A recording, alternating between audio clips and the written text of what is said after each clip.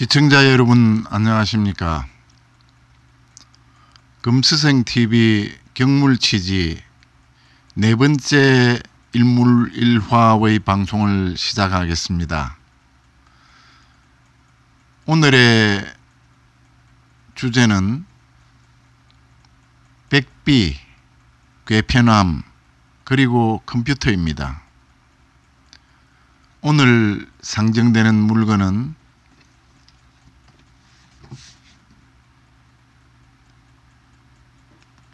이황건의 책입니다. 조선시대에 재상급 이상을 지난 그런 분들의 기록이라고 볼 수 있는 책입니다.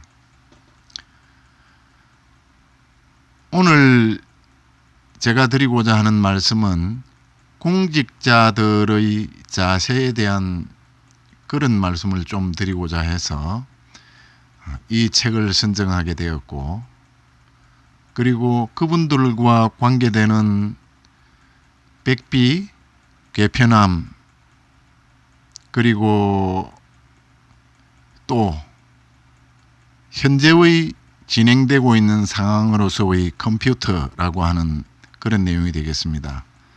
첫 번째로 백비라고 하는 부분은 오늘날 전라도 장성 땅에 가면 글자가 없는, 즉 무자의 비석이 있습니다. 무자비가 되겠죠.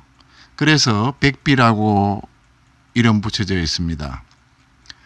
그 백비의 주인공이 누구인지는 이름은 밝히지를 않겠습니다.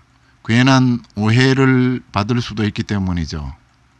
물론 조선시대의 청백리로서 아름다운 이름을 후세까지 남기는 분의 이름이지만 괜한 오해를 부를 수 있는 부분은 미리 없도록 하고자 해서 드리는 말씀입니다. 그분은 공직에 임한 후에 마지막 돌아가실 때까지 정말 비석 하나 남길 형편이 되지 않을 정도로 청렴결백하게 사셨습니다. 조선 명종 때의 인물이었습니다. 그분의 청렴결백함이 세간에 회자되니 명종은 실제로 그 상황을 확인케 했습니다. 그러나 역시 그의 집은 비가 새고 한 달 중 거의 절반은 밥 짓는 연기가 올라오지 않을 정도의 청렴한 생활을 하고 있는 그였습니다. 그러면 고관대작으로 지내면서 왜 그럴 정도의 가난한 생활을 하였느냐라고 질문할 수도 있겠지만, 실제 조선시대의 관리들의 녹봉이라고 하는 것은 물론 초기와 중기, 후기로 갈수록 그 내용이 달라지긴 했지만 정말 청렴결백한 그런 생활을 하는 그런 마음가짐의 공직자는 생활하기가 힘들 정도의 박봉이었습니다. 그가 세상을 떠나자 명종은 안타까이 여겨 그의 장례 비용과 비석을 세울 돈을 하사합니다. 정말 후세의 본이 되는 그런 분이었지만 일상을 생활하시는 데에는 정말 어려움이 크셨을 거라고 짐작할 수 있습니다. 특히 요즘 거대한 비석을 세우고 묘지를 성물이라든지 그런 등등으로 어울리지 않게 치장하고 하는, 그리고 어떤 미사여구의 비문보다는 정말 그 어른의 아무런 글자가 없는 무자비가 오늘날 우리에게 더 큰 마음에 깊이 울리는 교훈을 우리는 얻고 있습니다. 또 하나의 이야기는 괴편암에 관계되는 이야기입니다. 그 얘기는 제주 목사를 지나고 사가는 대사관, 즉 조선시대의 3사인 홍문관, 사헌부, 대사관 중에서 대사관까지 오른 그 인물의 얘기입니다. 그분이 제주 목사로 부임해서 제주 지역의 민원을 지혜롭게 해결하고 그리고 백성들에게 선정을 베풀고 육지로 올라오는 그런 임식 때에 많은 사람들이 그에게 선물을 주고자 했지만 그는 모두 사양하고 심지어는 입고 있던 관복조차도 벗어서 관청에 두고 떠나옵니다. 국가의 물건은 바늘 하나라도 사사로이 취하지 않는 그런 분이셨습니다. 한참을 오다가 손에 쥐어진 말재직을 보고 그것마저 성루에 걸어두고 오셨다고 합니다. 후세에 부임한 분들이 그분의 뜻을 기르고자 그 재직을 성문에 그대로 걸어두었다고 합니다. 세월이 지나고 그 재직이 썩어 없어지자 백성들은 그 재직을 바위에 새겼다고 합니다. 그 바위가 괴편암이라고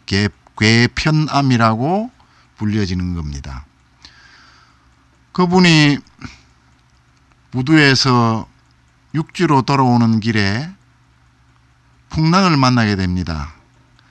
그러자 그분이 이런 얘기를 하죠. 우리 중 누군가가 혹시라도 부정한 물건을 가지고 오는 자가 있으면 내어놓으라고 합니다. 나는 하늘의 부끄러움 없이 제주 목사직을 마치고 돌아가기 때문에 두려움이 없다. 혹시라도 누가 부정한 물건을 하나라도 가지고 있으면 내어놓으라고 합니다. 그분이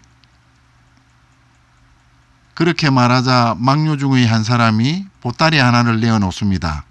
거기에는 갑옷 한 벌이 들어 있습니다.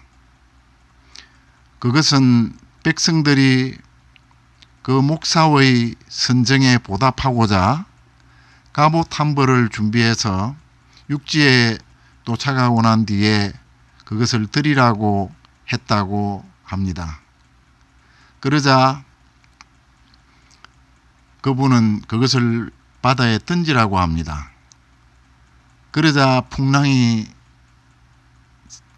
잦아들고 무사히 돌아올 수 있었다고 하며 그가 갑옷을 던진 지역을 투갑연이라고 불렀다고 합니다.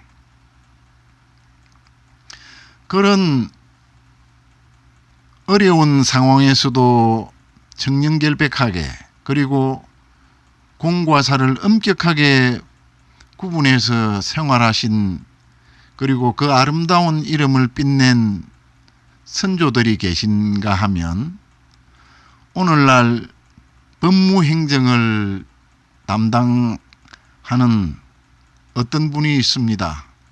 그분은 국립대학의 형법학 교수를 하신 분이 학교에서 쓰던 본인이 쓰던 물건이라고 컴퓨터를 집에 가져오고 그분의 부인조차 사립대학의 교수로 밤중에 그가 쓰던 컴퓨터를 통째로 들고 나오는 일이 있었습니다.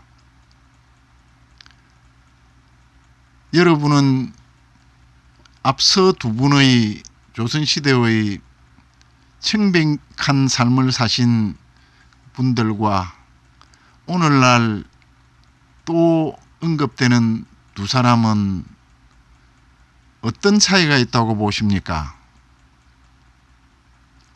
끝으로 제주 목사를 지나고 사관은 대사관으로 영전되었던 그 청백한 삶을 사셨던 분의 시 한 수를 읊어드리겠습니다. 가빈무물 덕지분 유유단표 노화분 주옥만 수수산 불여청백 부아손 살림이 가난하여 나누어 줄 것은 없고 있는 것은 오직 낡은 표주박과 질그릇뿐일세 주옥이 상자에 가득해도 곧 없어질 수 있으니 후손에게 청백하기를 당부하는 것만 못하네. 오늘은